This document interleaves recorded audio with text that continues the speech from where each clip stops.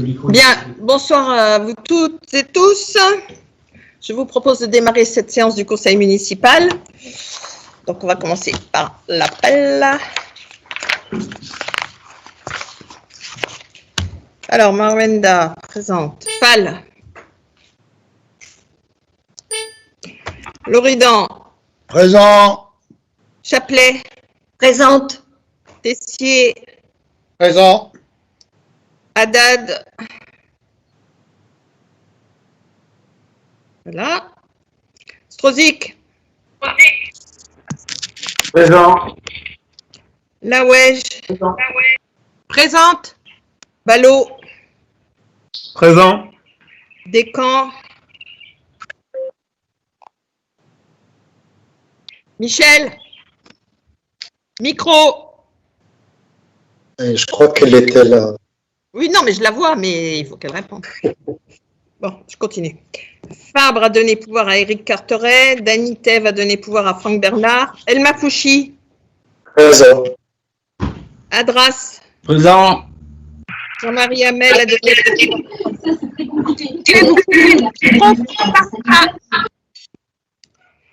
Jean-Marie Hamel a donné Oui, c'est ce qu'il dit en tout cas. C'est pas possible.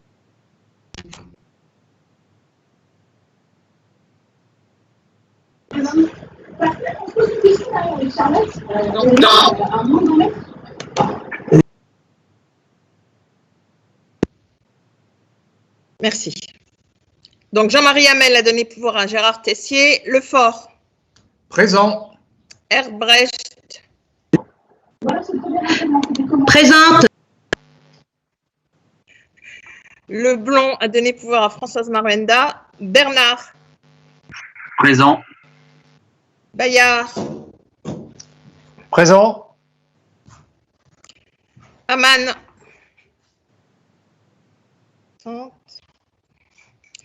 Diallo. Présente. Fanta Diakité a donné pouvoir à Jean-Marc Adras. Éric Carteret. Présent. Patrick Baroni a donné pouvoir à Nicole Chapelet. Yves Nedelec a donné pouvoir à Loïc Bayard et Arlette Friconnet a donné pouvoir à Paul Loridan. Donc, je reviens vers les deux qui n'ont pas répondu. Marie Haddad. Présente. Et c'est tout. Et Babacar Fall. Absent? On ne sait pas. Bon, point d'interrogation. Ok, le quorum. Bah non, j'ai oublié la suite, pardon, excusez-moi. Puis Anthony. Gilbert. Il faut allumer le micro pour dire présent. Bon, présent. Annick Lepoul. Présente. Rosemarie Boussamba. Présente. Sonia Daou. Aziz Benahadan. Monique Troalen a donné pouvoir à Annick Lepoul et Clovis Cassan. Bonsoir, présent. Donc, le quorum étant atteint, je vous propose de démarrer la séance. Je viens de me connecter, Françoise. Bon, alors, je recherche ma feuille. Fall présent. Hamel. Oui, bonsoir, je suis également présent. Conseil d'école est terminé.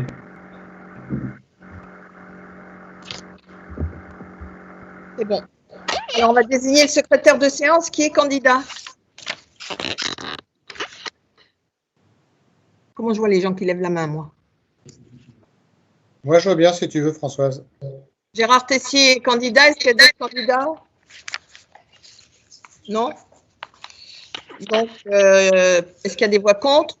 Des abstentions? Non. Donc, Gérard Tessier est désigné candidat. Donc, vous avez eu la communication du procès-verbal du 30 janvier. Franck Bernard était le secrétaire de séance. Est-ce que tu as des remarques, Franck?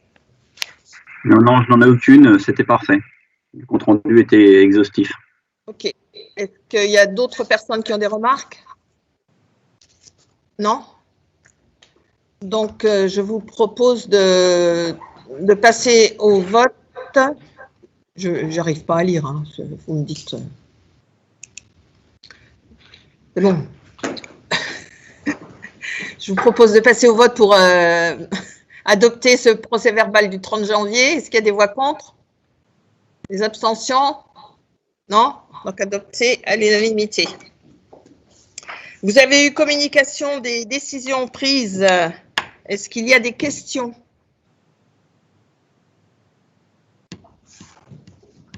Non. Donc, vous me donnez acte de cette communication et je vous en remercie. Alors, la séance est retransmise en direct, ok, ça c'est bon. Donc, quand il s'agira de voter, je vous remercie d'annoncer vos noms pour les votes contre, les abstentions, et si vous ne souhaitez pas prendre part au vote. Hein. Donc, c'est ce qui vient de se passer, donc personne ne s'est manifesté, donc jusqu'à présent, ça va. Donc, je vous propose d'entamer le conseil municipal. Donc, mesdames, messieurs les élus, chers collègues, chères Uliciennes et chers Uliciens, puisque cette séance est retransmise sur YouTube. Donc, vous qui regardez via le site de la ville, bonsoir. Et merci à tous d'avoir répondu présent pour cette séance du Conseil d'un format exceptionnel. Comme vous le savez, en effet, les circonstances de la crise sanitaire ne nous permettent pas d'organiser le Conseil municipal en présentiel avec une ouverture au public. Donc, afin d'assurer la continuité du fonctionnement des institutions locales, la visioconférence est la modalité retenue pour l'organisation de ce Conseil. Par souci de transparence et afin de respecter son caractère public, la séance est donc retransmise, comme je viens de vous le dire, en direct via le site internet de la ville. Donc, je sais pouvoir compter sur le sens des responsabilités de tous les élus pour que cette session se déroule en toute sérénité. En préambule, il me paraît essentiel de vous faire un point d'information sur la gestion de la crise sanitaire aux Ulysses. Alors, ça risque d'être un peu long, mais au moins vous aurez tous les détails. Et je tiens avant tout à exprimer toute ma reconnaissance aux soignants engagés sur le front de cette crise. Je veux également saluer ici le travail des services de la ville qui n'ont pas démérité depuis le début de cette épidémie, faisant preuve de réactivité et d'adaptabilité. Merci à eux pour leur courage. Je tiens aussi à remercier mon équipe d'élus municipaux qui ont su répondre également présents pendant cette période et ont maintenu le lien avec les Ulyssiens. Donc, je vais vous faire un point sur la gestion de la crise. Alors, donc je vous rappelle brièvement le contexte, quoiqu'il y ait beaucoup de choses qui ont changé ce soir, mais enfin, je vais vous rappeler le contexte quand même. Donc, depuis l'annonce le 23 février 2020 du déclenchement du plan Orsan pour contenir la pandémie liée au coronavirus, la France a très rapidement basculé du stade 1 au stade 3.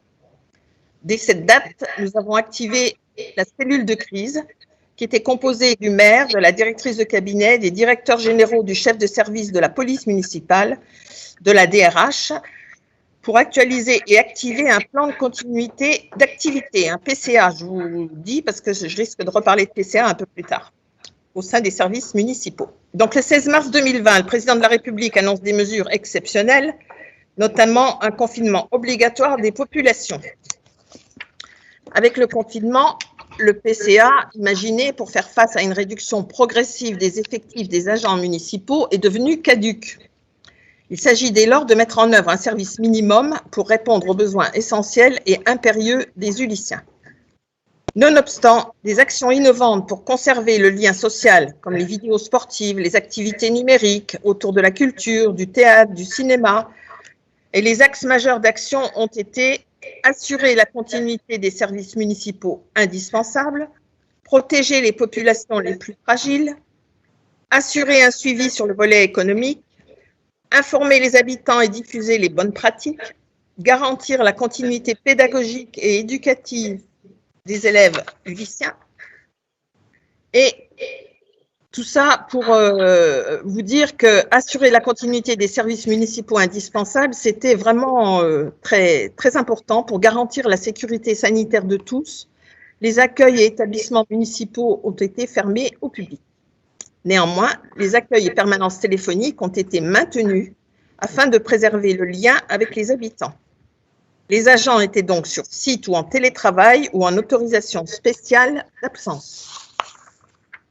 Les missions essentielles, telles que par exemple la salubrité publique, la sécurité, l'état civil, ont continué d'être assurées. J'ajoute que même si le centre de santé était fermé, la gestion des urgences sur les spécialités dentaires et gynécologie s'est poursuivie. Des actions nouvelles ont également été initiées pour contribuer à la lutte contre la propagation de l'épidémie, d'abord via des actions de soutien en direction des soignants. Les services ont été mobilisés pour assurer la garde des enfants des soignants sur le front de cette crise. Une vingtaine d'enfants a été accueillis en accueil périscolaire, 4 en crèche. J'ajoute que les services ont continué d'assurer ce service pendant les vacances de printemps. Ainsi, les accueils de loisirs ont reçu 15 enfants pendant les congés. Concernant les protections, telles que les masques, la ville a fourni des surblouses et 2000 masques FFP2 à l'hôpital d'Orsay, à l'EHPAD, aux professionnels de santé ulitiens, c'est-à-dire les médecins, les infirmières, ceux via les pharmacies, à la maison de Vaubrin et à la DPMI, mais également au commerce indispensable puisque ils étaient, eux, en contact avec le public.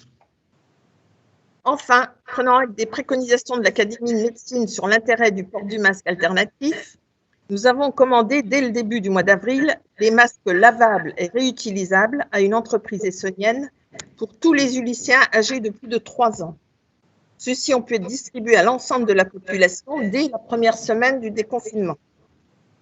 Précédemment, et déjà même plusieurs semaines avant, nous avions pu doter en priorité les personnes fragiles de masques en tissu réalisés par un couple d'habitants d'Apart City et par l'atelier couture constitué en mairie d'agents municipaux et de 2 bénévoles. Je tiens vraiment à les remercier. J'ajoute que cet atelier a produit près de 1000 masques qui ont pu être distribués au personnel municipal. C'est remarquable et je profite de ce moment pour les remercier à nouveau. Un couple d'habitants, le Bois du Roi, nous a également fait don de visières. Celles-ci ont été réaffectées. Vous voyez, en cette période, ça a été très riche en initiatives solidaires et vraiment, encore une fois, je tiens à remercier ces 2 couples d'Uliciens, ceux d'Apart City et ceux du Bois du Roi, qui nous ont vraiment aidés. Merci à chacun d'entre eux. Ensuite, protéger les populations les plus fragiles. J'en arrive donc à ce que nous avons fait pour les populations fragiles. Donc, la mairie a assuré une prise de contact avec les aînés recensés dans le plan canicule pour éviter l'isolement. Un service de portage de médicaments et de courses de première nécessité pour les personnes isolées et les personnes en situation de handicap en incapacité de se déplacer. Le maintien du lien avec les bénéficiaires des aides sociales par des permanences sur rendez-vous au CCAS. La continuité des prestations délivrées par le service municipal d'aide à domicile. Et pendant cette crise, je tiens à préciser qu'un contact régulier a été pris avec les bailleurs sociaux pour les sensibiliser aux difficultés de leurs locataires résidents. Une attention particulière a été accordée à la résidence à Doma et à l'hébergement d'urgence du SAMU social de Paris sur Apart City. Pour agir au plus près de ses habitants, les élus et les services se sont régulièrement rendus sur place. Maintenant, le volet économique. Les actions solidaires de la mairie se sont aussi concentrées sur le soutien à la continuité de l'activité économique des commerces et entreprises uliciennes. Les commerçants ont été suivis, accompagnés pour faire face à la crise en les orientant au mieux vers les dispositifs d'aide de l'État. Un fonds de solidarité a aussi été mis en œuvre par la CPS et la région. J'ajoute que nous avons accompagné les initiatives des commerçants qui ont mis en place des services de livraison ou de vente à emporter. Et nous avons œuvré pour la réouverture du marché forain dans de bonnes conditions sanitaires. Alors je vais faire une parenthèse, ce n'est pas écrit parce que ça vient de sortir. Nous avons aussi beaucoup œuvré avec les Ulysse 2 et enfin il y a eu gain de cause et les Ulysse 2 ouvrent demain matin. Voilà, ainsi que les parcs, bien sûr, et ça vient plutôt du Premier ministre. Enfin les Ulysse 2, c'est grâce à M. Palomba, le directeur des Ulysse 2, qui s'est battu et appuyé par la ville, qui a fait des courriers, etc. Et ils ont fait un recours contre l'arrêté du préfet et ils ont eu gain de cause. Et j'en suis ravie pour tous les commerçants et pour tous les Ulyssiens. Enfin, afin de soutenir l'activité économique durement touchée en cette période de crise, la mairie a exonéré de loyer les commerçants locataires de la ville. Alors, pour informer les populations et diffuser les bonnes pratiques, pendant cette crise, maintenir le contact avec l'ensemble des Ulyssiens via les supports de communication s'est avéré absolument essentiel. Les supports numériques de communication ont pris le relais pour donner de l'information. Si vous avez vu, le site internet a été mis à jour en temps réel pour donner toutes les modalités d'accès aux services et les informations pratiques. La publication du MAX est maintenue, d'abord en format électronique, mais aussi papier au mois de mai, et ça sera pareil au mois de juin. Diffuser les bonnes pratiques, comme les gestes barrières, les mesures de distanciation physique, la manière d'utiliser un masque, etc. Le but était de ralentir au maximum la circulation du virus. Nous avons aussi permis la continuité des actions des directions. Je pense par exemple à la diffusion numérique des actions des directions culture, sport et MPT avec des vidéos et des tutos. Et enfin, nous avons maintenu un lien permanent avec les habitants en accentuant la présence de la ville sur les réseaux sociaux. Nous avons aussi garanti la continuité pédagogique et éducative des élèves ulyssiens. Avec le confinement, ce sont tous les élèves ulyssiens, comme partout en France, qui se sont retrouvés sans aucun accès aux écoles, collèges et lycées. Du fait de la compétence communale, l'attention des services municipaux s'est portée naturellement sur les écoles maternelles et élémentaires, mais sans oublier les collégiens pour faciliter la continuité pédagogique en lien avec l'éducation nationale. Alors voilà les actions qui ont été déployées. Les écoles et les accueils de loisirs ont été ouverts aux enfants des soignants et des personnels indispensables à la continuité de la nation. Il y a une distribution de tablettes, dont certaines pourvues de la 4G aux enfants qui en sont dépourvus et tout particulièrement à ceux placés en REP ou logés à Partiti. Tout au long du confinement, il y a eu un lien maintenu avec les élèves isolés ou décrocheurs, notamment à Partiti ou en REP. Les agents municipaux leur ont porté du matériel scolaire, des devoirs, on a imprimé des cours, enfin voilà. Les entraides ont mis en place un soutien scolaire à distance et le PRE a maintenu le lien avec toutes les familles de façon hebdomadaire. À l'occasion du déconfinement décrété au 11 mai, une reprise scolaire avec une ouverture progressive des classes a été faite. En lien étroit avec l'éducation nationale et les directeurs d'école, cette rentrée a été décalée au 14 mai. Ce temps supplémentaire a permis de mieux préparer les conditions sanitaires d'accueil des élèves.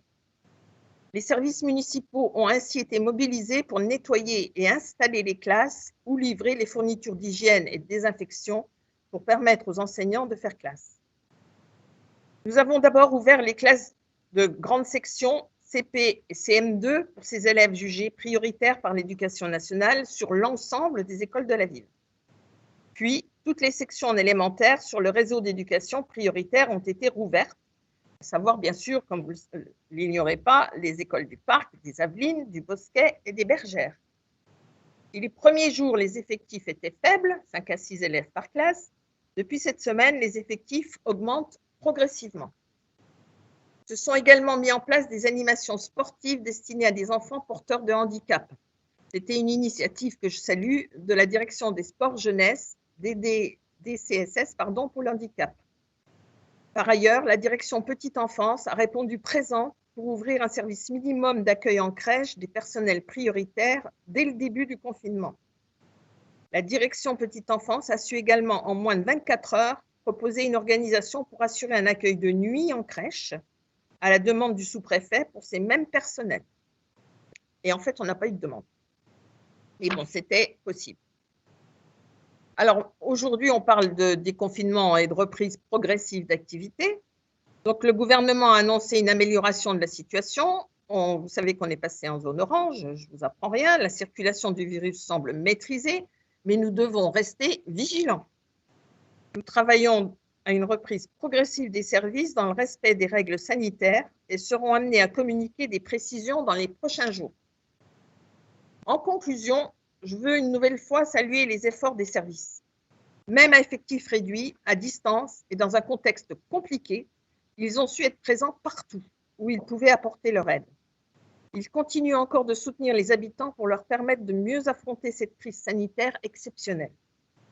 Par exemple, le portage de médicaments et de courses de première nécessité pour nos aînés fragiles est maintenu. Merci aux agents pour leur dévouement pendant cette crise. J'en profite pour annoncer que nous travaillons actuellement avec la Direction générale et la DRH pour faire bénéficier les agents qui ont été mobilisés d'une prime Covid. Voilà le bilan municipal pour cette gestion de crise. Il ne s'agit là que des actions mises en place par la mairie, mais je n'oublie pas que les associations ont œuvré aussi pendant cette période. Je pense pense, plus particulièrement aux associations caritatives, telles le Secours populaire, Youssef Nazario, le Secours catholique, la Croix-Rouge et bien d'autres encore. Cette liste n'est pas exhaustive. Ceci traduit une nouvelle fois toute la richesse associative de notre ville. Nous pouvons en être fiers. Et je remercie à ce titre tous les représentants associatifs et leurs bénévoles. Enfin, je veux remercier les Uliciens pour avoir respecté les gestes barrières et autres consignes sanitaires. Ils ont aussi su faire preuve de beaucoup de générosité par leurs initiatives citoyennes et solidaires. Voilà, j'en ai terminé. Merci de votre attention. Donc, je vous propose de passer à l'ordre du jour.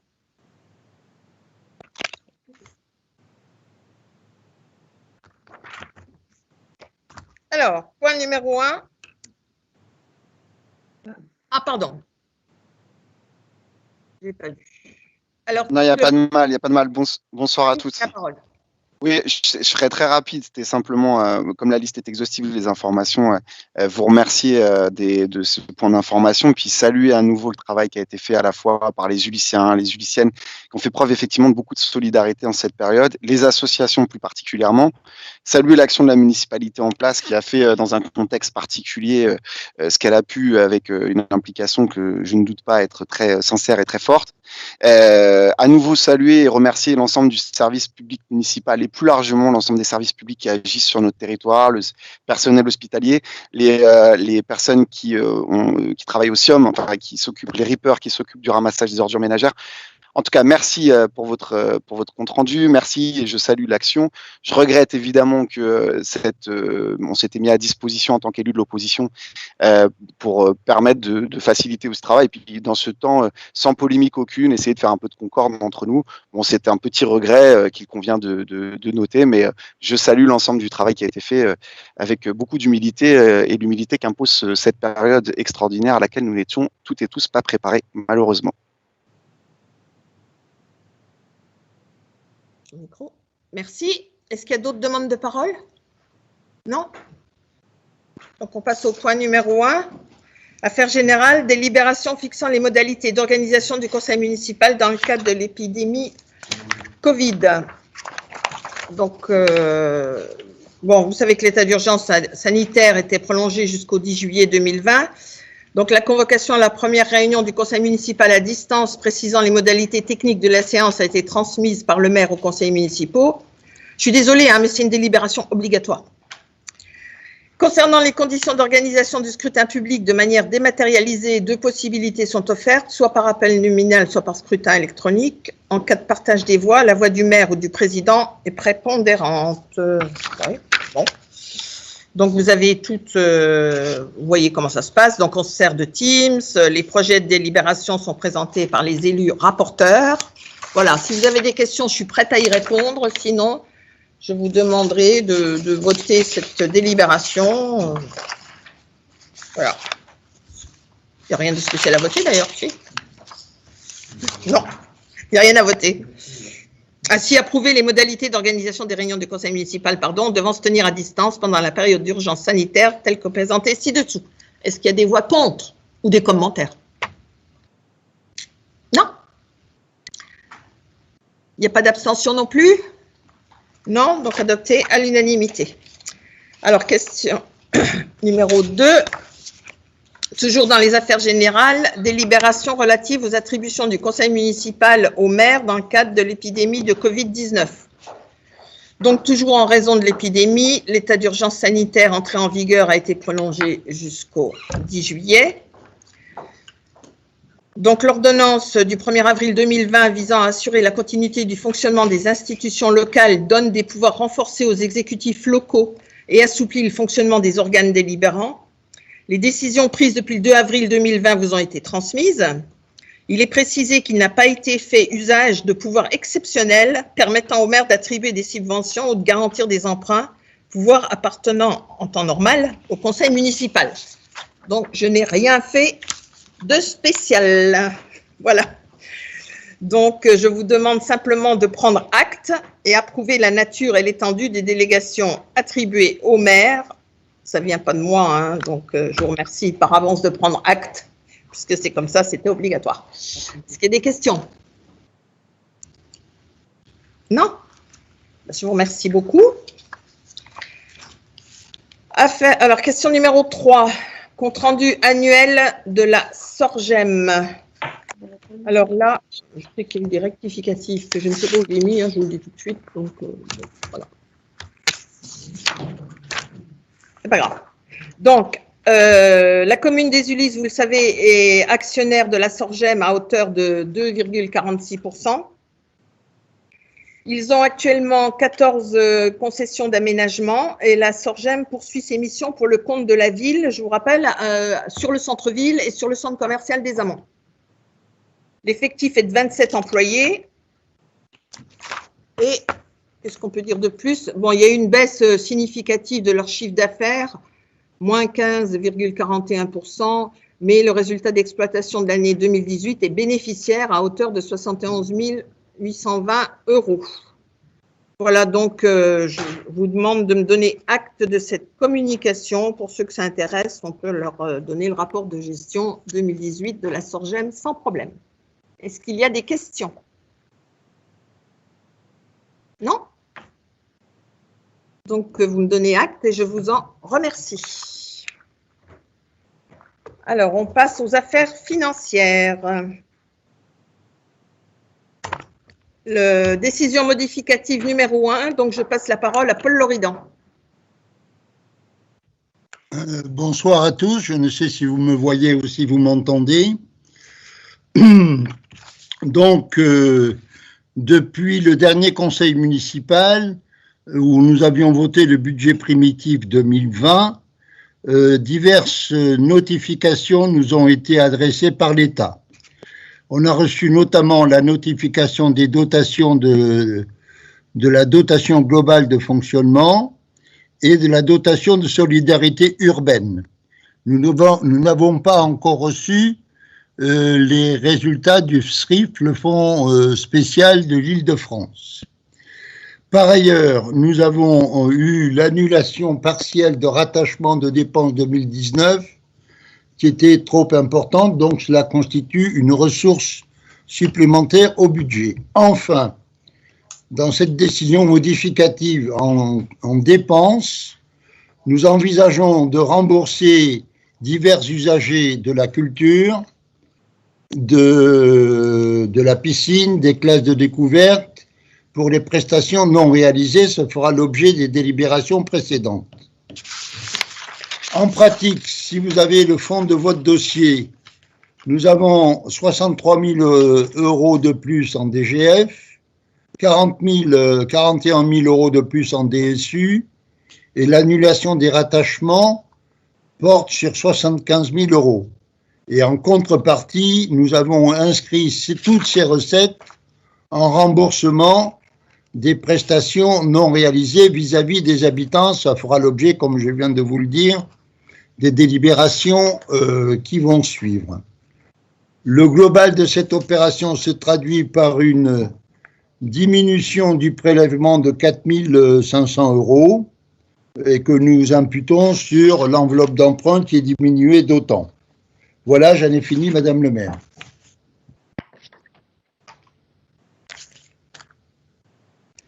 Merci. Est-ce qu'il y a des questions? Non? Pas de questions? Donc, je vous propose de passer au vote pour approuver cette décision modificative. Est-ce qu'il y a des voix contre? Des abstentions? J'entends pas, Gilbert. Branche ton micro. Abstention. De tout le groupe? Oui. Oui. Oui. Alex Lepoul et Monique Troalen. Aussi, Ouais. d'accord. Voilà. Donc, ça fait 5, c'est ça, 5 ou 6? Oui. Merci. Merci à vous. Alors, toujours dans les affaires financières, remboursement des usagers ayant acheté des places pour des spectacles faisant l'objet d'une annulation. Paul Loridan, tu as la parole.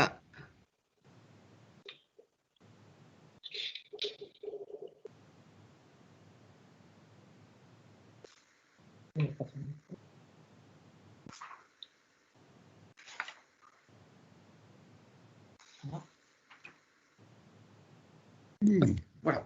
Bon, vous m'entendez? Donc, il ne vous a pas échappé que suite à l'opération de confinement, un certain nombre d'activités de la ville en matière culturelle, sportive ou autres n'ont pas pu se tenir. Or, certains habitants avaient déjà payé des abonnements, d'autres nous avions des engagements. Donc, il faut prendre en compte l'ensemble de ces éléments pour envisager de rembourser les usagers des places qui ont été achetées. Alors, ça concerne d'abord le centre culturel Boris Vian. Certains spectacles ont été annulés et donc il faut rembourser les places qui ont déjà été achetées. Certains spectacles sont reportés donc et éventuellement annulés, on ne peut pas le dire encore parce que ça dépend à la fois des compagnies et des habitants s'ils veulent y assister ou pas. Ça concerne également le Radasic où certains spectacles ont été reportés et seront éventuellement annulés. Et donc, quand vous avez dans le détail la délibération qui détaille ligne par ligne les remboursements possibles en fonction des catégories de paiement, d'abonnement, de places, de tarifs. Et donc, la délibération proposée au Conseil d'autoriser le maire à procéder au remboursement selon les modalités définies dans la délibération et dire que les crédits pour faire ces remboursements sont prévus au budget au chapitre 67. Je n'en dis pas plus, c'est un élément important parce que on pouvait envisager de tout reporter, mais certains habitants souhaitent un remboursement et je crois que compte tenu de la situation, il faut effectivement, quand les habitants le demandent, procéder au remboursement.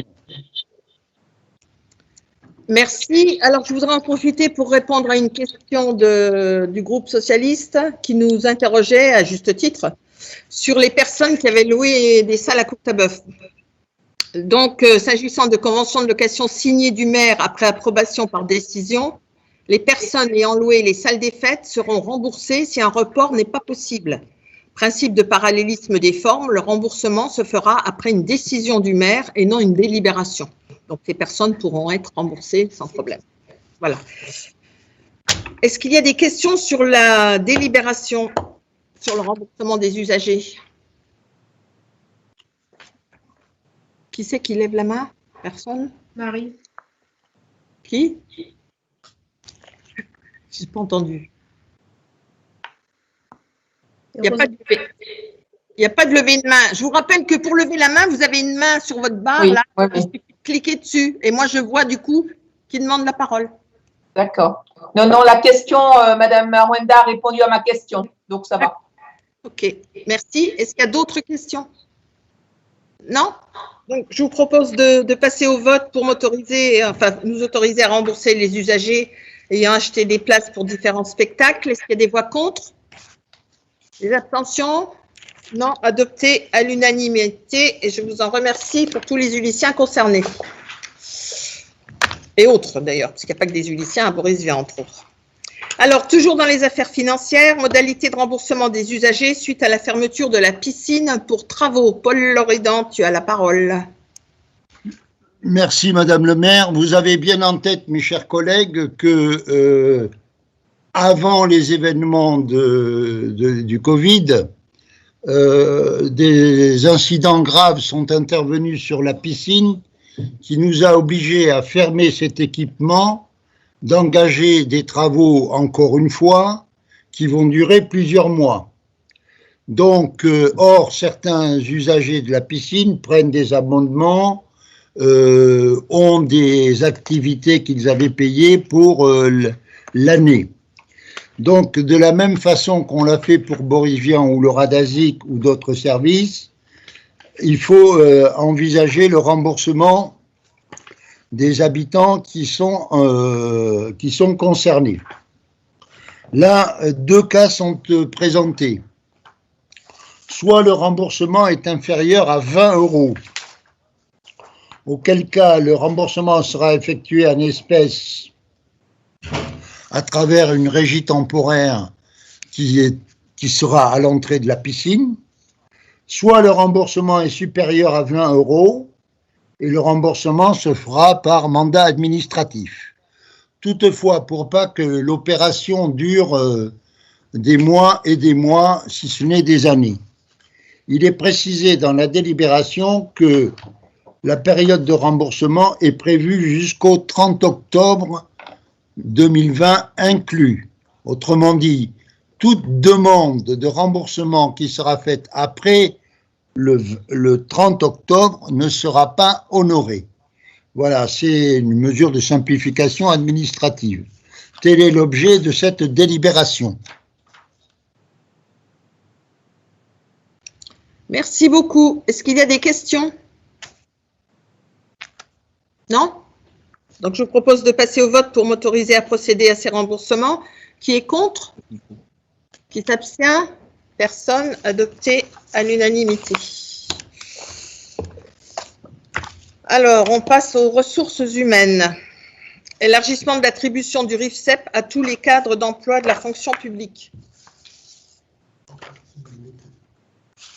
Pardon? Ah, il y a une question d'Annick. Pardon. Annick, tu as la parole. Annick? Bah oui, mon micro, il n'est pas s'allumer. Bon, c'est bon. Ah, vous m'entendez? Oui? D'accord. Oui, j'avais juste une question. Est-ce qu'on a une idée du délai qu'il va falloir pour les travaux au niveau de la piscine? Est-ce que c'est 6 mois? Est-ce que c'est 1 an? Parce qu'on nous pose souvent la question et c'est vrai que bon, on n'a pas de… Enfin, vous n'avez peut-être pas plus la réponse, mais est-ce qu'on en a quand même approximativement une idée? Non, on n'a pas vraiment d'idée, on n'a pas la réponse non plus, mais a priori, il vaut mieux partir sur 1 an, malheureusement. Et est-ce qu'on a des possibilités pour les scolaires? Enfin, je sais qu'il n'y a pas beaucoup de piscines alentour et qu'il y avait déjà des écoliers d'autres communes qui venaient aux Ulysses. Mais est-ce qu'il n'y a pas une possibilité sur une des piscines de la CPS pour éventuellement avoir, pour les niveaux où c'est les niveaux scolaires où c'est obligatoire, enfin la piscine obligatoire, est-ce qu'il y a des possibilités pour l'année scolaire prochaine? Parce que ça va encore faire une année complète où les enfants n'auront pas piscine. Bon, on va essayer de faire des courriers. Monsieur Faux, vous avez autre chose à rajouter? Non? Non, non. On va faire des courriers de fait aux piscines voisines, mais bon… Je sais que je m'en suis occupée pour la natation synchronisée, c'est pas facile, c'est pas évident d'avoir des créneaux, sauf à Massy où ça avait l'air possible, mais bon, c'est tout. Mais on fera notre maximum, mais c'est sans garantie, hein. On fera tout ce qui est possible. C'est bon, il n'y a plus de questions? Non? Donc, on passe au point suivant, élargissement de l'attribution du RIFSEP à tous les cadres d'emploi de la fonction publique.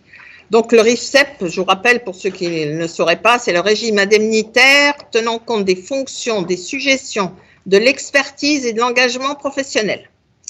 Donc, ce RIFSEP a remplacé les régimes indemnitaires existants de l'ensemble des corps de la fonction publique de l'État et par équivalence des cadres d'emploi de la fonction publique territoriale. Donc, le décret du 27 février 2020 relatif au régime indemnitaire des agents de la fonction publique territoriale permet ainsi à tous les cadres d'emploi restés en attente d'éligibilité au RIFSEP de pouvoir en bénéficier. Donc, c'est l'objet de cette délibération. Donc, tous les employés municipaux en bénéficieront, sauf la police municipale. Voilà. Est-ce que vous avez des questions ?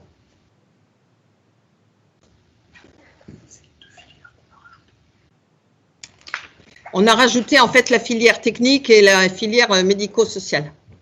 Est-ce qu'il y a des questions? Non? Il faut, Annick, baisse ta main là. Je ne sais pas comment on fait, mais…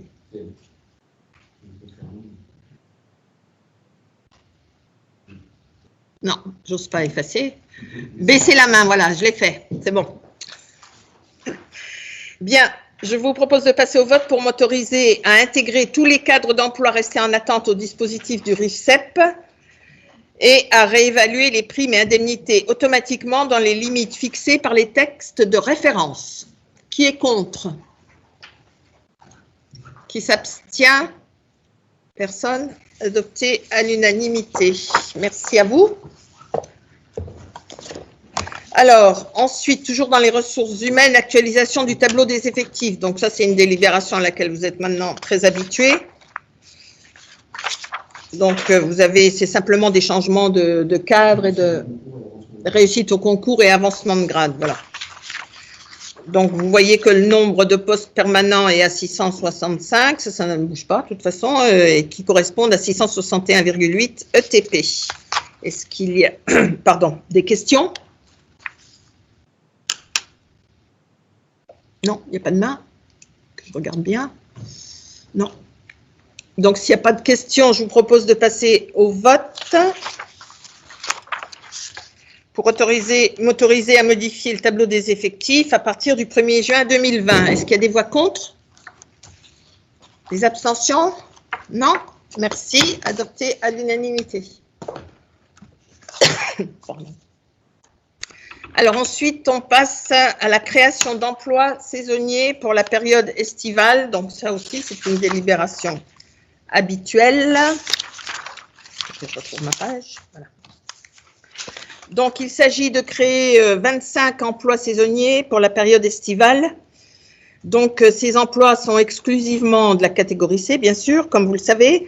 Bon, c'est une occasion unique pour les jeunes Uliciens de découvrir un peu les métiers.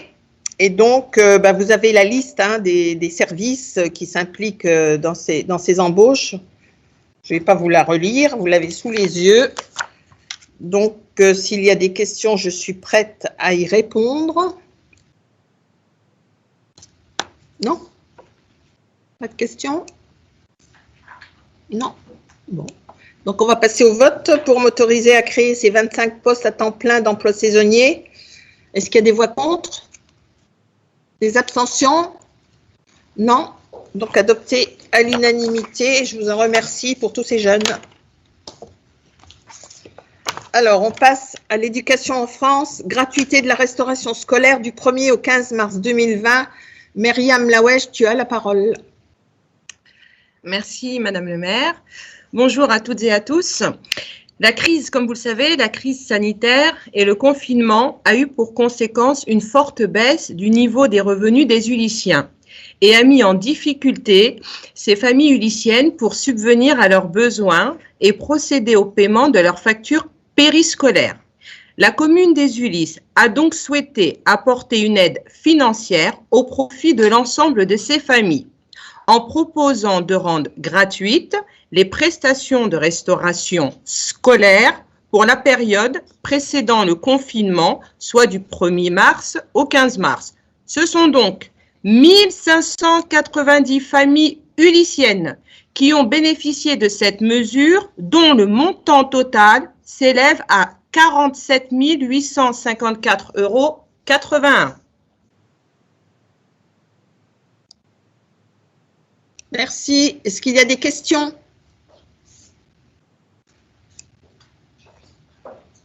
Non? Donc, je vous propose de passer au vote pour rendre cette cette restauration scolaire gratuite sur la période du 1er au 15 mars 2020. Est-ce qu'il y a des voix contre? Des abstentions? Non? Adopté à l'unanimité. Merci à vous tous. Alors, toujours éducation enfance, versement d'une aide aux Uliciens bacheliers s'inscrivant pour la première fois dans un établissement d'enseignement supérieur à la rentrée 2020. Nicole Chaplet, tu as la parole. Merci, Madame le maire. Depuis 1993, la commune octroie chaque année une aide financière à hauteur de 100 € aux jeunes Uliciens bacheliers justifiant la poursuite de leurs études post-bac, école, université, formation professionnalisante, afin de soutenir leur effort dans leur scolarité. Cette aide est accordée aux jeunes domiciliés aux Ulis depuis 1 an au moins, sous réserve du dépôt d'un dossier, attestation de réussite à l'examen, justificatif d'inscription dans un établissement d'enseignement supérieur. La date butoir de remise du dossier est fixée au 14 novembre 2020. En 2019, 104 jeunes bacheliers ont bénéficié de cette subvention pour un coût total de 10 400 €. Souhaitant donner à tous les jeunes les mêmes chances de promotion sociale et compte tenu des difficultés économiques actuelles, il est proposé de renouveler ce soutien financier. Il est donc proposé au conseil municipal de bien vouloir approuver le versement d'une aide financière de 100 € par Lucien Bachelier. Merci. Est-ce qu'il y a des questions? Non, personne n'en a?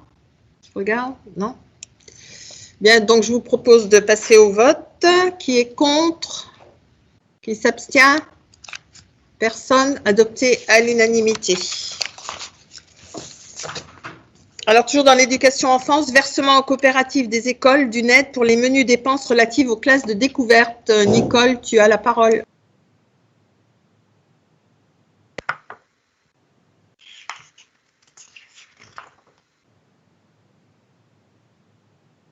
Elle n'a pas mis son micro. Nicole Chaplet, tu as la parole. Soucieux de favoriser la réussite scolaire des jeunes Ulyssiens, le conseil municipal a manifesté depuis de nombreuses années la volonté que chaque élève de la commune parte en classe de découverte lors de sa scolarité. Dans le cadre de l'organisation de ces classes d'environnement, une aide au départ en classe de découverte est versée depuis 2015 sous forme de subvention à la coopérative de l'école, à raison d'un montant de 26 € par jour et par classe, quel qu'en soit le nombre d'élèves. Les subventions versées aux écoles au titre de l'année scolaire 2019-2020 s'élèvent à 390 € pour l'école élémentaire de Bergère, qui est partie depuis début mars, 5 jours au Sable d'Olonne, 572 € pour les écoles maternelles qui font des sorties sur la ferme de Villiers-le-Bac. Il est donc proposé au conseil municipal de bien vouloir autoriser le maire à verser aux différentes coopératives d'écoles ayant bénéficié d'une classe de découverte avec ou sans hébergement des subventions correspondant à leur séjour d'un montant total de 962 €. Merci. Est-ce qu'il y a des questions?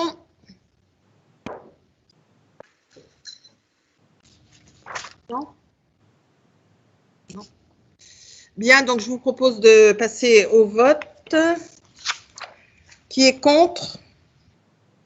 Qui s'abstient? Personne. Adopté à l'unanimité. Alors, on passe à l'attribution d'une subvention au centre hospitalier d'Orsay au titre de l'année scolaire 2019-2020. Nicole, tu as la parole. Le secteur infanto-juvénile du centre hospitalier d'Orsay accueille au sein de son établissement 20 enfants ulyssiens. Cet organisme sollicite la commune pour le versement d'une subvention dont le montant correspond à la dotation annuelle de fourniture scolaire par enfant accordée aux élèves scolarisés aux Ulysses. Le montant de la dotation de fonctionnement s'élève en 2019-2020 à 30 € par enfant. Il est donc proposé au conseil municipal. Est-ce qu'il y a des questions? Non? Donc, je vous propose de voter pour m'autoriser à verser au centre hospitalier d'Orsay une somme de 600 €. Qui est contre? Qui s'abstient? Personne. Adopté à l'unanimité. Merci. Alors, on continue toujours éducation enfance, réseau de réussite scolaire, versement d'une subvention au titre de l'année 2020. Nicole, tu as la parole. Chaque année, la commune des Ulysses affecte des crédits destinés au fonctionnement du réseau de réussite scolaire pour les actions du premier degré. Ces crédits sont utilisés pour la réalisation de projets dans les écoles classées en éducation prioritaire sur la commune, 7 écoles maternelles et 4 écoles élémentaires. Ces projets sont validés lors des comités exécutifs selon des objectifs fixés par le RRS. Les orientations pédagogiques prioritaires du réseau sont les suivantes. Développer des compétences langagières pour mieux apprendre.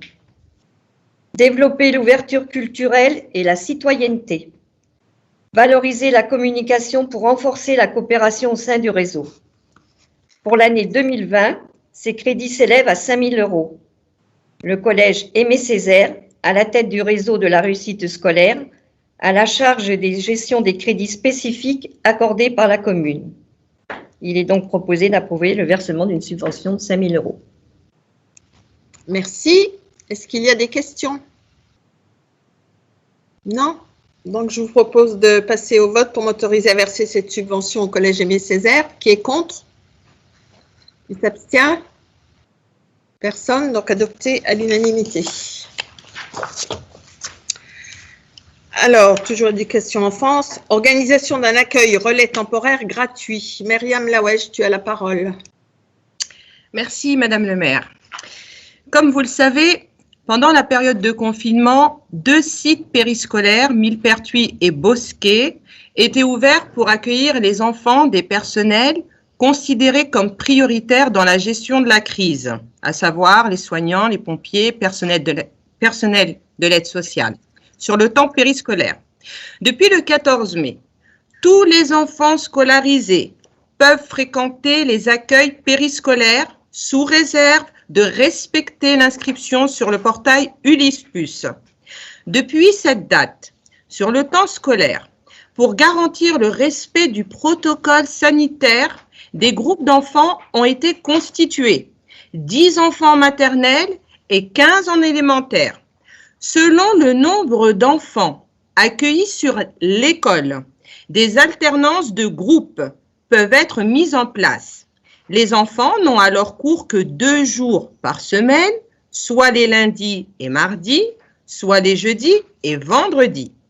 Afin de maintenir une continuité et une cohérence de réussite éducative en cette phase de pandémie sanitaire, la municipalité étudie actuellement la possibilité de mettre en place un accueil relais gratuit sur le temps scolaire afin de proposer une alternative de mode de garde aux parents qui doivent retourner travailler. Enfin, la directrice des services académiques a quant à elle, en parallèle, demandé à ce que les collectivités mettent en place, durant ces temps sans école, des activités à but éducatif orientées vers les priorités suivantes, le sport, la santé, la culture et le civisme. Merci. Est-ce qu'il y a des questions? Annick? Oui, 2 questions. Je pense qu'effectivement, c'est très bien d'avoir cet accueil relais gratuit, hein, puisque bon, c'était l'interrogation d'un certain nombre de parents de savoir si ces deux journées allaient être gratuites ou payantes. Donc là, c'est bien que ça le soit, bien évidemment. Par ailleurs, j'ai donc sur ce sujet une question par rapport au repas du midi, puisque j'ai vu que c'était des pique-niques. Alors, est-ce que ce ne serait pas mieux que ces enfants qui vont également manger, même s'ils ne sont pas en classe, ils seront donc dans l'accueil de loisirs qui sera à côté, est-ce que ce n'est pas mieux qu'ils aient le repas froid comme les autres élèves, plutôt qu'il y ait des élèves qui aient le repas froid pour ceux qui seront en classe, parce qu'il y aura une moitié des élèves qui seront en classe, l'autre moitié non, et que ceux qui sont en accueil de loisirs, ils aient aussi le même repas froid, plutôt que les parents d'amener des pique-niques. Ça fait qu'il y aura des enfants, ils n'auront pas les mêmes repas, pique-nique pour les uns et repas froid de la mairie pour les autres. Ça, c'était ma première question sur le sujet. Et deuxième question, on avait échangé sur la scolarisation des enfants de CE1, CE2, CM1 qui ne sont pas en REP et qui donc, pour le moment, les classes n'étaient pas réouvertes. Est-ce qu'on en sait un petit peu plus? Est-ce que ces enfants vont pouvoir aussi retourner en classe pour ces niveaux qui ne... Parce que là aussi, il y avait une demande des enseignants, d'un certain nombre d'enseignants, tout du moins, pour que ces enfants puissent également reprendre l'école. Voilà, merci. Myriam? Alors, pour la première question, je vais vous répondre. Et concernant la deuxième, je vais laisser M. Fraga qui a les éléments techniques plus appropriés. Donc, concernant la première question, il faut savoir que les repas chauds vont être bien entendu pris à partir du 8 juin. Et c'est bien pour ça que j'ai précisé tout à l'heure que la collectivité était en train d'étudier actuellement la possibilité de mettre en place un accueil relais. Il faut savoir que nous sommes en train de réfléchir à cette question pour que les enfants, effectivement, puissent prendre leur repas avec les autres enfants qui sont scolarisés. Puisqu'il s'agit d'une cohérence éducative et bien entendu, on ne peut pas laisser des enfants manger un pique-nique pendant que leurs copains sont en train de manger un repas chaud. Voilà. Comme c'était précisé comme ça dans le délit, c'est pour ça que je posais la question, hein, en réalité. Voilà, et c'est en vous disant que c'est bien, la municipalité l'étudie actuellement, donc ce n'est pas figé, il y a des perspectives, et merci d'avoir soulevé cette précision de votre côté. Quant à la deuxième question, j'ai co-signé un courrier là, avec Monsieur Le Fur, hein, l'inspecteur de l'éducation nationale, et normalement le 8 juin, toutes les écoles sont ouvertes et tous les élèves peuvent reprendre. Bon. Voilà. Et la date a été choisie avec l'éducation nationale. Très bien. Merci. Rose-Marie Boussamba avait demandé la parole aussi.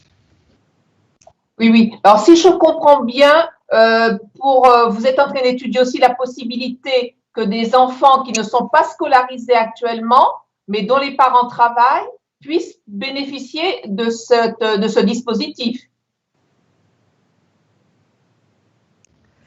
Donc, comme on l'a précisé, ce dispositif est effectivement prévu pour les parents qui font la démarche de remettre leurs enfants à l'école, et les parents qui font le choix inverse ne peuvent pas demander à la collectivité de prendre en charge la garde de leurs enfants. Au jour d'aujourd'hui, on est en phase de pandémie et par conséquent, ce dispositif ne concerne que les enfants qui sont scolarisés à ce jour. Excusez-moi, parce que je pense qu'il y a aussi des enfants qui sont des parents qui travaillent, mais dont les enfants ne peuvent pas être encore accueillis à l'école. Je pense assez souvent des enfants de maternelle, quelquefois, qui ne sont pas qui sont hors zone d'éducation prioritaire et qui ne sont pas accueillis à l'école, mais dont les parents travaillent et qui sont obligés de les garder, qui ne peuvent pas aller à l'école. Donc ça, ils ne peuvent pas en bénéficier. Il faut vraiment être scolarisé, que ça soit à mi-temps ou… voilà, c'est que ça. Mais à partir du 8 juin, ça devrait reprendre aussi. Hein. Et juste ce titre d'information, donc il y a une réunion demain sur ce sujet-là. Voilà. Avec l'inspecteur d'éducation nationale. Est-ce qu'il y a d'autres questions? Non? Donc, je vous propose de passer au vote pour la mise en place de cet accueil relais temporaire gratuit. Est-ce qu'il y a des voix contre? Non? Des abstentions? Non? Donc, adopté à l'unanimité. Merci. Alors, service technique, adhésion de la ville des Ulis au Conseil national des villes et villages fleuris pour l'année 2020. Hervé Lefort, tu as la parole. Merci, Madame le maire. Donc, effectivement, le Conseil national des villes et villages fleuris, qui apporte aux communes adhérentes une expertise dans leur démarche environnementale, nous avons renouvelé il y a 3 ans notre adhésion, le 21 décembre 2017, en reversant une cotisation. Sachez, mes chers collègues, que le jury est passé cette année dans notre ville, que c'est un jury particulièrement attentif aux détails et que j'ai eu le plaisir de conduire dans la ville et qui a décidé de nous redonner la distinction des 3 fleurs que vous pouvez voir maintenant à nouveau maintenues sur notre panneau. Que nous propose le Conseil national des villes et villages fleuris? Il nous propose d'atteindre le trophée des 4 fleurs, car nous en avons la capacité. Alors, vous noterez que cette distinction a été accordée au niveau national à seulement 265 villes. Ça veut dire quoi atteindre 4 fleurs? Outre que le rayonnement que cela procurerait à notre ville, il est aussi fortement structurant. Parmi les points examinés, implication des citoyens dans le projet communal, protection de l'eau, parcours climatique, réduction des consommations d'énergie, rénovation des façades, coulées vertes, bref, tout ce qui est lié à la fois au changement climatique et à la protection de nos populations.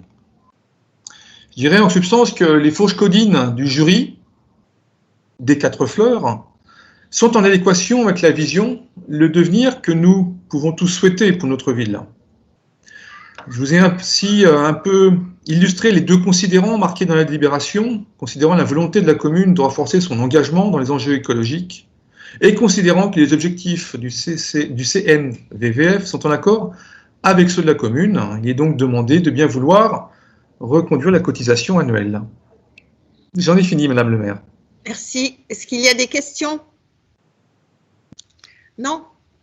Donc, je vous propose de passer au vote pour autoriser à verser cette cotisation annuelle de 450 €. Qui est contre? Qui s'abstient? Personne. Adopté à l'unanimité. Alors, on passe à l'urbanisme, foncier, développement économique, installation d'un poste de transformation de distribution publique, autorisation donnée au maire de signer une convention avec Enedis pour le poste vanille. Gérard Tessier, tu as la parole. Merci Madame le maire et puis bonsoir à tous.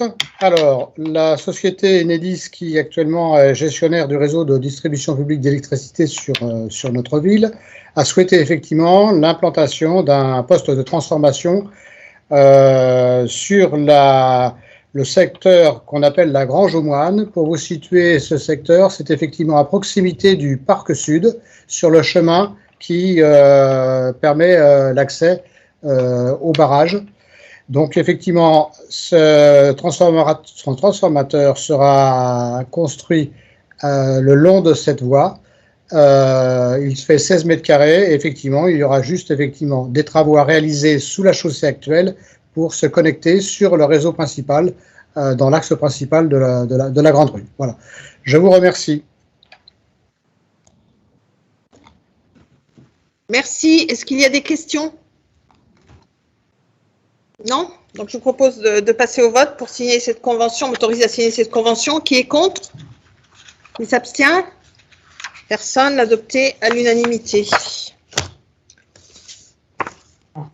Alors, urbanisme, foncier, développement économique, suspension de la perception des redevances d'occupation du domaine public. C'est moi qui rapporte ça? Ou c'est Paul Loridan? Non, c'est moi. Non, c'est Paul Loridan. Hein. Paul. Oui. Oui, Madame le maire, mes chers collègues, nous revenons sur la crise du Covid-19. Tout à l'heure, nous avons pris des délibérations concernant les tarifs des cantines, l'exonération des cantines sur les 15 premiers jours de mars. Là, ça concerne le secteur des entreprises et des commerces qui occupent le domaine public pour leur activité. Normalement, ces entreprises payent une redevance à la ville des Ulis pour l'occupation du domaine public. Il est proposé au conseil municipal de suspendre ces redevances pendant la durée d'arrêt de l'activité pendant l'état d'urgence sanitaire, avec toutefois une date limite qui est celle du 10 juillet 2020. Parce qu'on ne voudrait pas ouvrir une porte trop large pour qu'il y ait des effets d'opportunité. Les entreprises en question devront faire une demande formelle par courrier et les services instruiront, et dès lors qu'il y aura une diminution de l'activité, la commune pourra faire cette remise, cette suspension de redevance d'occupation domaniale. Vous avez dans le fond de dossier la liste non exhaustive, mais des entreprises concernées. Évidemment, cette exemption ne viendrait que pendant la période d'urgence sanitaire, et en outre, cette demande écrite devra intervenir avant le 31 août 2020 pour pas, là aussi, que des dossiers administratifs traînent pendant plusieurs mois et plusieurs années. Dans la note annexe, vous avez vu le montant que cela pourrait représenter, l'estimation mensuelle par entreprise. Je pense que c'est un accord du conseil municipal de soutien à la vie économique qui effectivement peut être proposé. Tel est le sens de cette délibération. Merci. Est-ce qu'il y a des questions? Annick, tu as la main levée, tu as une question? Oui, c'est pour cette délibération et la suivante, puisqu'elles sont de la même teneur, même si une est pour l'occupation du domaine public et l'autre pour les loyers. Sur le fond, pour un certain nombre d'entreprises, ça ne me pose pas de problème, hein, parce qu'un certain nombre, ce sont des restaurations, et on sait que les restaurateurs ont été touchés de plein fouet comme d'autres, mais bon, les restaurateurs et donc ceux sur la ville ont été touchés bien évidemment pour la fermeture de leur établissement, et donc je pense que là, que ce soit pour l'occupation du domaine public ou pour le loyer, je pense qu'effectivement on peut étudier ce genre de choses. Là où ça me pose problème, c'est de faire des réductions d'occupation du domaine public ou de loyer à des entreprises comme Bouygues, Eiffage, Windsor. Ce sont quand même des grosses entreprises. Voilà, donc je pense que ça me dérange profondément de faire des réductions, enfin des annulations de loyer ou de facturation pour ces entreprises-là, tout comme ça me pose problème pour la suivante, donc pour Renault Sport, hein, Renault, bon, même si il y a peut-être des difficultés en ce moment compte tenu de tout ce qui s'est passé, mais bon, Renault va quand même avoir un soutien de 5 milliards d'euros pour son activité. Dans le même temps, Renault va licencier 5 000 personnes. On parlait de relocalisation, mais en fin de compte, ils ne vont pas relocaliser puisqu'il va y avoir même des inquiétudes très fortes sur un certain nombre de sites en France, Dieppe, Choisy, Maubeuge, etc. Donc moi, pour Renault, voilà, ça me pose aussi un gros problème. Donc, pour ces deux délibérations, la 18 et la 19, autant nous sommes d'accord pour, évidemment, les réductions pour tous les restaurateurs et associations qui sont précisées dans la liste, nous ne le sommes pas pour Renault et les grosses entreprises de Bouygues, Eiffage, etc. Voilà, merci. Donc, nous nous abstiendrons, Monique et moi, sur ces deux délibérations. D'accord. Est-ce qu'il y a d'autres demandes de parole? Je redemande la parole. Vas-y. Oui. D'abord, pour l'instant, je m'en tiens à la délibération numéro 18 hein, sur la perception des redevances d'occupation. Il est difficile pour la ville de trier, de prendre une délibération qui ne s'adresserait qu'à certaines entreprises et pas à d'autres. Donc, du point de vue d'égalité devant la loi, je pense que notre délibération, si elle était infléchie comme le souhaite Annick Lepoul, deviendrait illégale et susceptible d'être attaquée devant les tribunaux administratifs et on prendrait un risque. Ceci dit, bon, je vous rappelle que quand même, il faut que l'entreprise présente un dossier. Il faut que l'entreprise précise qu'elle a perdu 50% de son chiffre d'affaires, hein, parce que la délibération ne détaille pas, mais c'est dans l'ordonnance qui est présentée. Donc, et il faut que le dossier soit présenté comme je l'ai dit tout à l'heure, dans un délai à la fin du mois d'août. Donc, il me semble, alors j'entends bien ce que dit Annick, mais je suis sur la délibération 18.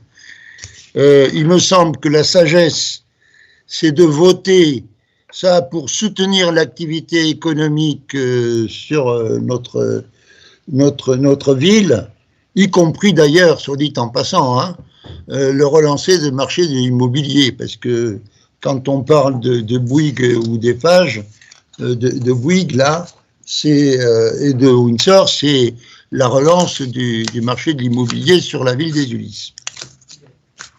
J'en ai fini, Madame le maire. Merci. Est-ce qu'il y a d'autres demandes de parole? Non?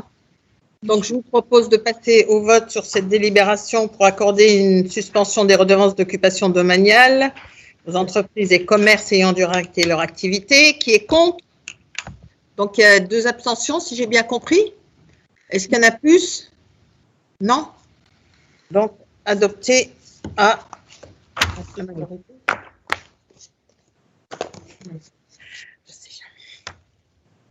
Et toujours dans l'urbanisme foncier et développement économique, donc la délibération suivante, dispense de loyer aux acteurs économiques et associatifs et locataires d'un bâtiment ou d'un terrain communal. Paul Loridan, tu as la parole.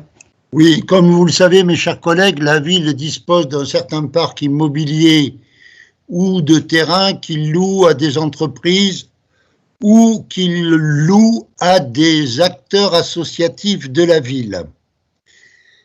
Il est proposé dans le même esprit de la délibération précédente que pendant la période de confinement sanitaire, de crise sanitaire, donc jusqu'au plus tard le 10 juillet, la ville dispense de loyer les entreprises concernées et les associations concernées. Vous avez une liste non exhaustive qui vous a été fournie dans les pièces annexes de la délibération. Elle est non exhaustive parce qu'il faut pointer la pointe du crayon et puis il faut vérifier que là aussi que l'activité de ces entreprises ou de ces associations ait bien été atteinte par la crise du Covid. Donc, il est proposé, comme je viens de vous le présenter, d'exonérer de loyer ces entreprises ou ces associations locataires de la ville, étant entendu que c'est limité dans le temps et que là aussi, le dossier doit être présenté avant le 31 août 2020. Merci. Est-ce qu'il y a des questions? Non? Vérifie. Non? Donc, je vous propose de passer au vote sur cette délibération. Qui est contre? Toujours 2 abstentions, Annick? Oui. OK. Donc, adopté à la majorité. Bon, ben, on est arrivé à la fin de ce conseil municipal. Je voudrais vous remercier tous. D'abord, vous avez été très disciplinés. Les micros sont restés fermés. C'est parfait. Ça s'est très bien passé techniquement. Et puis, au-delà de la technique, ça s'est très bien passé. Je vous remercie vraiment tous. Et je vous souhaite une bonne soirée. Et bonne soirée aussi à ceux qui ont eu la patience de nous suivre à l'extérieur. Merci à vous tous. Au revoir. Bonsoir. Au revoir. Bonsoir. Bonsoir. Bonsoir à tous. Bonsoir à tous. Au revoir. Tout le monde.